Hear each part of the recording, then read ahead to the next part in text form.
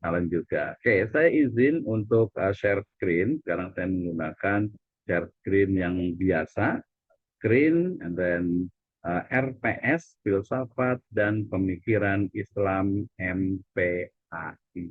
Oke, mudah-mudahan sudah terlihat ya. Ini RPS saya, ya RPS kita bersama di mata kuliah ini. Oke, mudah-mudahan sudah terlihat. Baik, terima kasih Ibu Bapak sekalian, ladies and gentlemen. Ya, kita lanjutkan saya akan menjelaskan tentang rencana pembelajaran semester.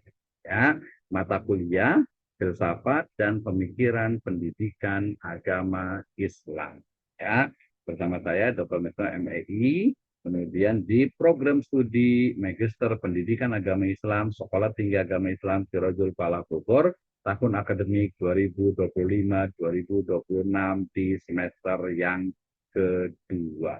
Oke, ini adalah struktur ataupun RPS-nya, isinya, mulai dari mata kuliahnya, rumpun mata kuliah, kemudian bobotnya, semesternya, sampai tanggal penyusunan. Ya, dosen pengembang dengan pengampunya, kemudian ke prodi, ya, ke prodinya Bapak Dr. Zainal Abidin MSI. Ya, sebelum kita belajar, mestinya, of course, ya, kita harus tahu tentang learning outcome. Di sini ada 9 CPL sikap yang ada di prodi, ya. Saya akan tingkatkan menjadi 3 saja. Jadi setelah belajar ya materi ini, mata kuliah ini, maka diharapkan siswa itu menjadi siswa mahasiswa ya, bertakwa kepada Allah Subhanahu wa taala, mampu menunjukkan sikap religius dalam kehidupan perseorangan, masyarakat dan bangsa ya. Mestilah kalau kita belajar itu kan harusnya meningkatkan keimanan. Kalau kita belajar tambah kuyang, tambah malah apa namanya pusing, itu berarti perlu dipertanyakan belajarnya. Ya, mungkin belajarnya apa namanya pendekatannya, metode dan sebagainya perlu dilihat kembali. Jadi belajar ini mestinya meningkatkan keimanan kita kepada Allah Subhanahu wa taala. Ya, secara spesifik nanti mahasiswa itu mampu menampilkan diri sebagai pribadi yang stabil, dewasa, arif, berwibawa, serta berkemampuan adaptability, flexibility, self-direction, dan secara baik dan penuh inisiatif di tempat tugas atau pekerjaan dalam bidang pendidikan agama Islam. Ya, CPL pengetahuannya, capaian pembelajaran dari prodi yang kita ambil di sini adalah menguasai pengetahuan dan langkah-langkah integrasi keilmuan, agama, dan sains sebagai paradigma keilmuan pendidikan agama Islam.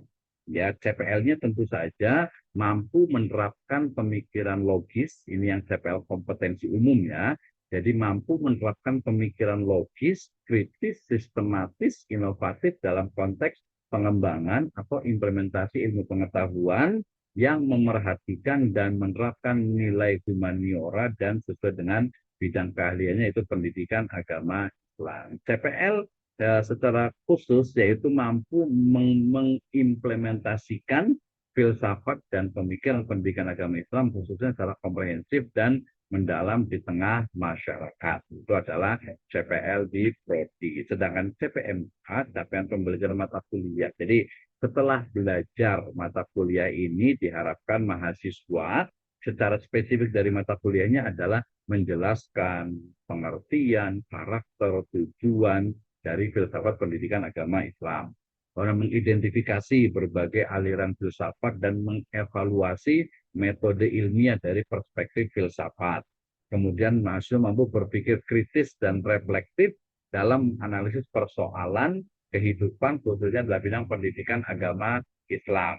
Ya, memahami juga filsafat Barat dan Islam serta mengkritisinya dalam konteks atau dalam bidang filsafat pendidikan agama Islam. Jadi nanti kita akan memahami ontologi, epistemologi, aksiologi, metodologi, etika, dan estetika in Islamic Education Perspective. Ya, kemudian juga mampu mahasiswa menghubungkan konsep filsafat dengan disiplin ilmu lainnya ya dan menerapkannya ya menerapkan filsafat itu dalam riset ilmiah.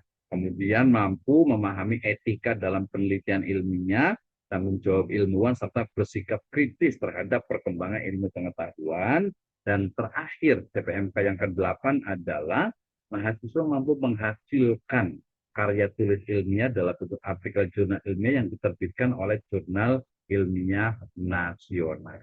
Ya, jadi mata kuliah ini adalah mata kuliah yang bertujuan memberikan pemahaman secara mendalam mengenai filsafat, dimensi ontologi, epistemologi, aksiologi yang menjadi dasar bagi filsafat dan juga world view dalam pengembangan ilmu pendidikan agama Islam. Ya, nantinya kita akan mengembangkan disiplin ilmu ini, kemudian strategi penyajiannya nanti dengan lecturing, dengan diskusi, dengan case study, dan juga mini riset. Penilaian akhir keseluruhan mata kuliah meliputi kehadiran, presensi, kemudian keaktifan di kelas, diskusi, ada studi kasus, case study, ada mini project, ada assessment, tengah, dan juga akhir semester. And this is our topic in the subject of philosophy Islamic education. Ada 16 topik ya, 14 lebih tepatnya, ditambah dengan assessment untuk tengah semester dan juga akhir semester ya. Tapi nanti kita akan fleksibel mengikuti apakah betul-betul 14 atau 12 pertemuan. Gitu inti ya. Kemudian ini beberapa referensi yang digunakan. Saya juga ada buku, ini bukunya Kaberten ya, Sejarah Filsafat Yunani, kemudian juga ada Alam Pikiran Yunani Muhammad Hatta, kemudian juga ada Jujun Surya Sumantri, Filsafat Ilmu, kemudian juga ada dari Profesor Dr. Juhaya S. Praja ya tentang filsafat ilmu juga, kemudian juga pengantar filsafat dari Profesor Dr. Ahmad Tafsir, dan juga beberapa buku yang lainnya bisa digunakan. Ada punya Prof. Amsal Bakhtiar, Filsafat Ilmu, dan berbagai buku yang kita bisa akses, termasuk juga jurnal yang kita bisa dapatkan secara free.